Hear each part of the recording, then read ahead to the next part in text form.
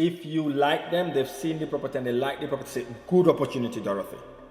Amazing opportunity. That's what you want as a service accommodation investor.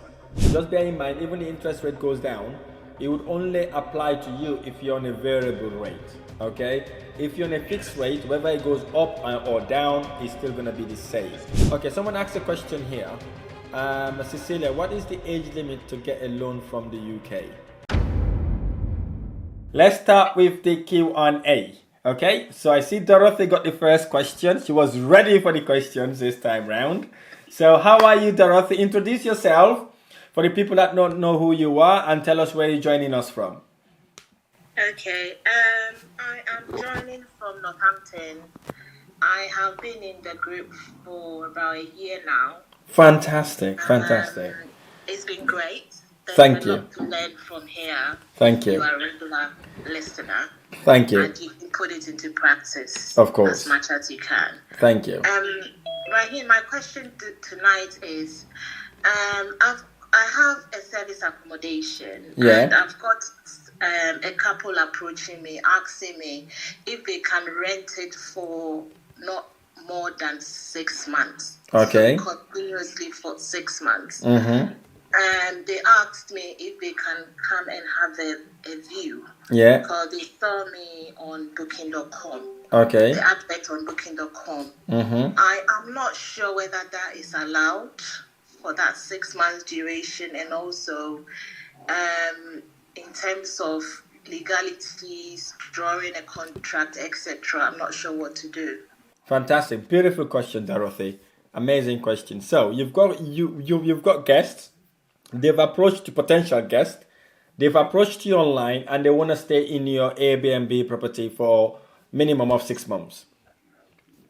Yes. Right? So it's a good opportunity, I would say. But before you do anything like that, or before you hand the property over to them, obviously need to vet them first to find out who they are, whether they're legally allowed to be in the UK, and also if you like them, they've seen the property and they like the property, it's a good opportunity, Dorothy.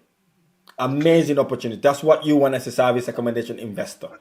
You want people staying in your property for a bit longer. Okay? So they might ask you for a discount, right? If they do, offer the discount, because obviously they're staying there for a long time. Why? Because you're saving on cleaning, you're saving on voids, and you're saving on obviously not having anything to do with that property going on, basically. So if you can give them maybe 5% discount, 10% discount, you can look at your rates. Don't rent it to them based on a normal rental. Okay? You're going to rent it based on Airbnb or booking.com rate, but give them a bit of discount because they're staying for 6 months. If they do, you're laughing. Now, some of them would want to pay 6 months in advance. If they do, that's a very good thing to accept. If they said no, what you can tell them is to pay monthly in advance. Okay? So that way then, if they do not book you the next month, you're not going to leave your calendar blocked. You can say, look, book me in advance, and whenever, before your month expires, halfway through that month, you book another month. Halfway through that month, you book another month. If they cannot pay you throughout the 6 months, some will do, ask for it. If they don't, then you do it that way. Always make sure you got it in advance.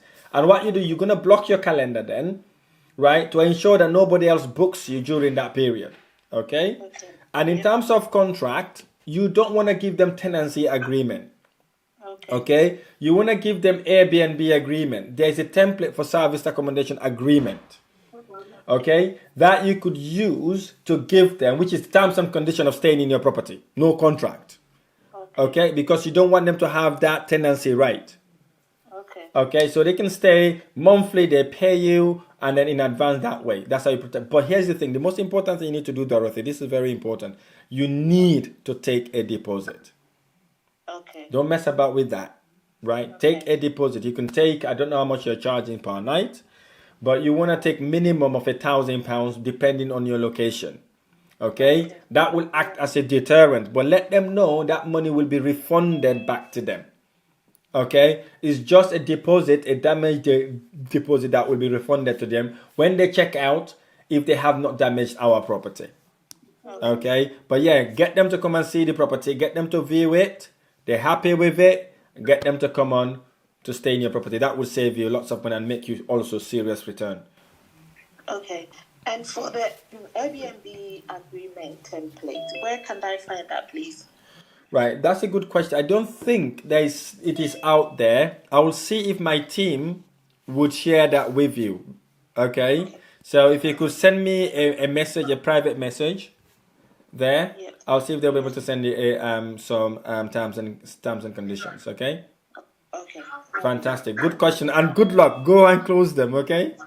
All right. Thank you. Brilliant. Just a quick one also about interest rate. I'm not sure if anyone of you have seen the news. Interest rate is starting to go down. Okay, that is a good news for investors, especially buy-to-let investors. People that are buying properties. So the interest rate is starting to go down. I've got few emails from my lenders saying the interest rate is going down, as well as the Bank of England also announced that recently. So if you're thinking of investing, you are worried about interest rate, perhaps now is the time to start looking into buying houses, because the interest rate touch base, it will continue to go down slightly due to the economies being a bit steady. So that's a very good news for investors that are looking to invest. Next question. Good evening, Rahim. Hello, awesome. How are you, my friend? It's James speaking. And Oh, James, how are you?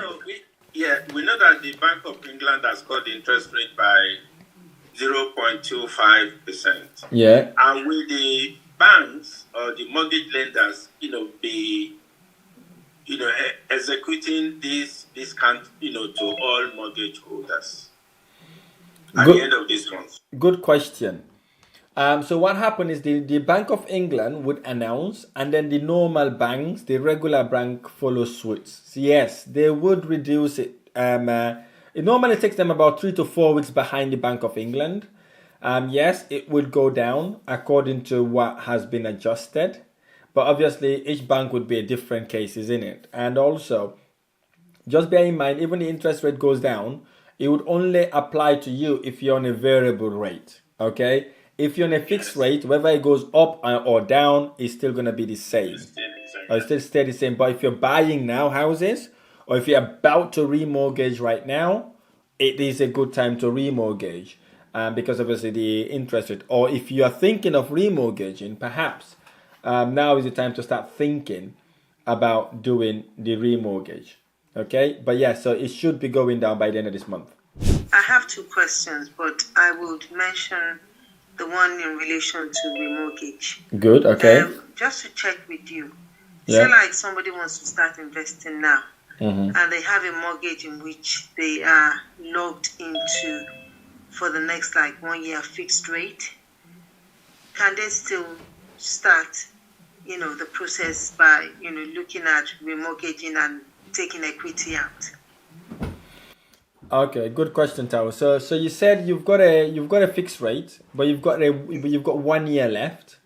So you're thinking if this is the right time to start looking for a remortgage, right? Yeah, that's correct. So you can put some of the investment out. So okay, good question. I don't think it's urgent right now.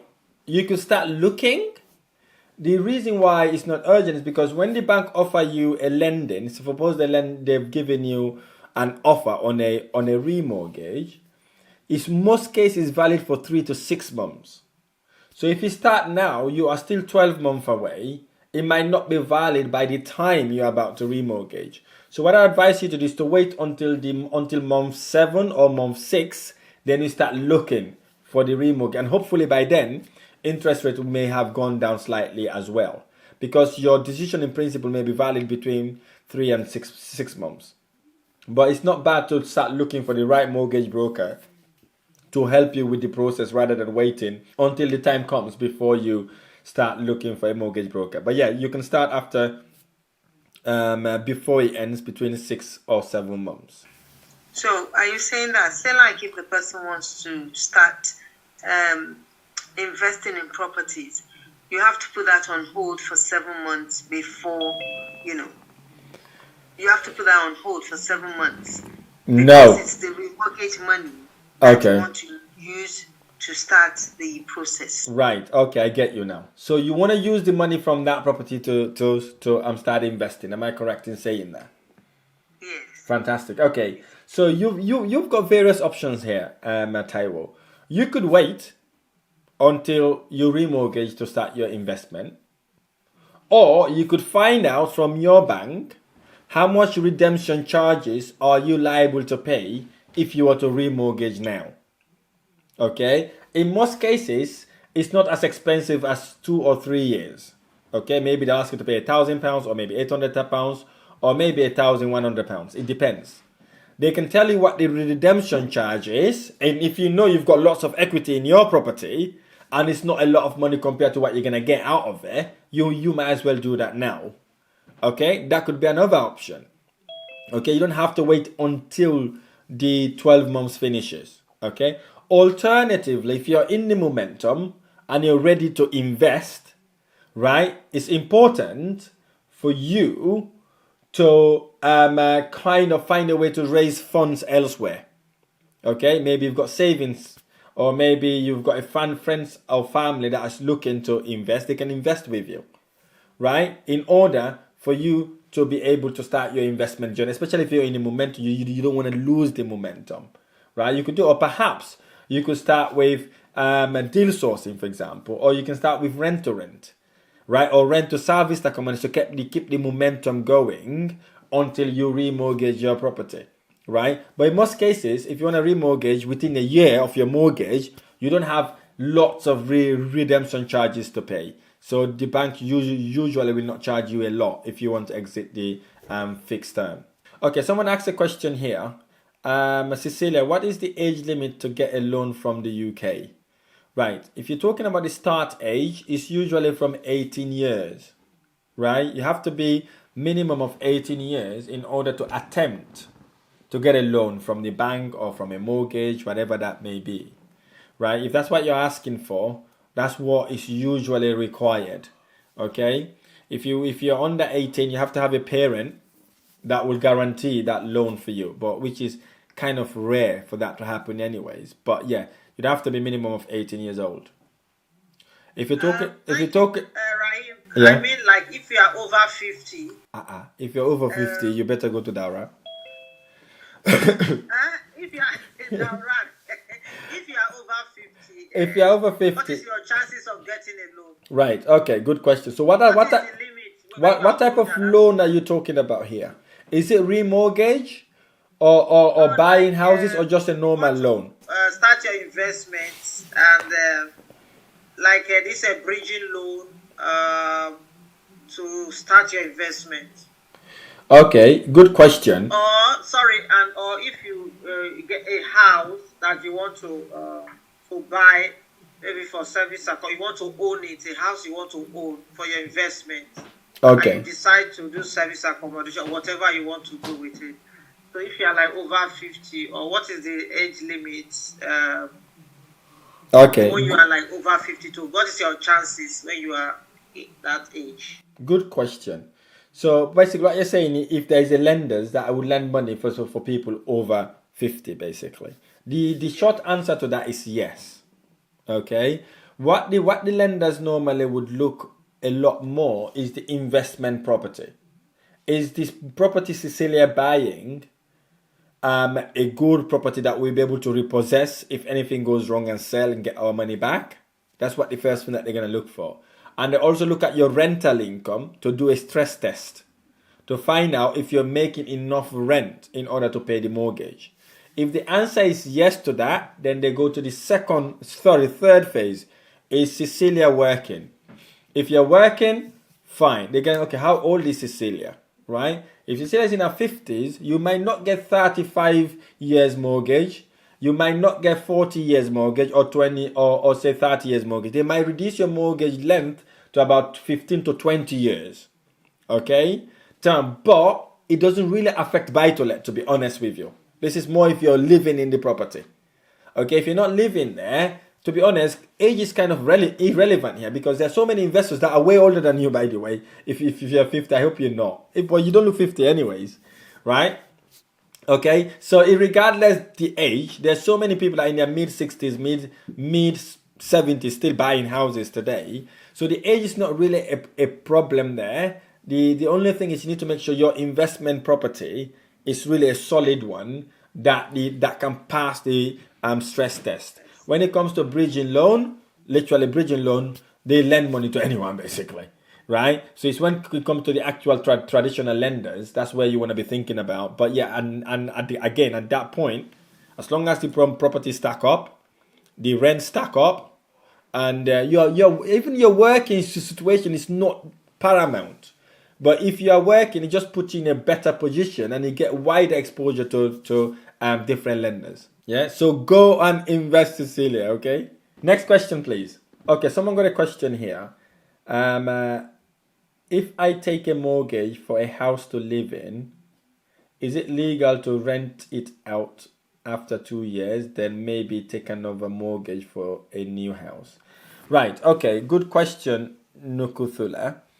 So what you're saying? You're buying a property to live in. You want to stay in 2 years and then rent it out, right? So yeah. So you could do that, right? There's nothing stopping you from doing that. So because it's you are the owner of the property, but what you want to do, if that's your intention, is to buy the property, take a 2-year fix, 2-year fixed interest, right? So what you do at the point of remortgage. Right, at the point of remortgage, you can then change the product into let to buy, meaning into buy to let. Okay, but there's key things to note here, right? If your property is a residential home and you're looking to buy another residential home, you need to do it in stages. I've got someone burnt recently, my cameraman actually. He didn't tell me quickly, but we are now reverting that. So if you've got an existing home where you're living and you're looking to buy another house, right? They see that as a second home. And it's very expensive. Even your stamp duty literally almost doubles. Okay? So what you would do basically is to remortgage your existing home as a buy to let first, get that done and over with. And you tell the bank you're moving out, either renting or moving back to family, right? Once you've moved out, once you've done that completely, then you can buy a property to live in again, because that then will not be seen as a second home, because the other property has now become a commercial, a buy-to-let property. So meaning you haven't got a residential home. You can then go and then buy a residential home again. If you want to sit on it for another 2 years, you do exactly the same thing. But it's very important for you to make sure you do that remortgage first before you attempt buying any other property. I hope that helps. So let's go to Felicia. Felicia, if you tell us where you're calling us from and what your question is, please. I'm calling from London. Hello, Felicia. I don't know if the advice you can give me now. I have a buy-to-let property, and I have tenants there. We've been living there for the past 3-4 years now. And we have to be it's time for the tenants now to renew their contract. Okay. So I now discovered that because I gave it out to the estate agent to manage.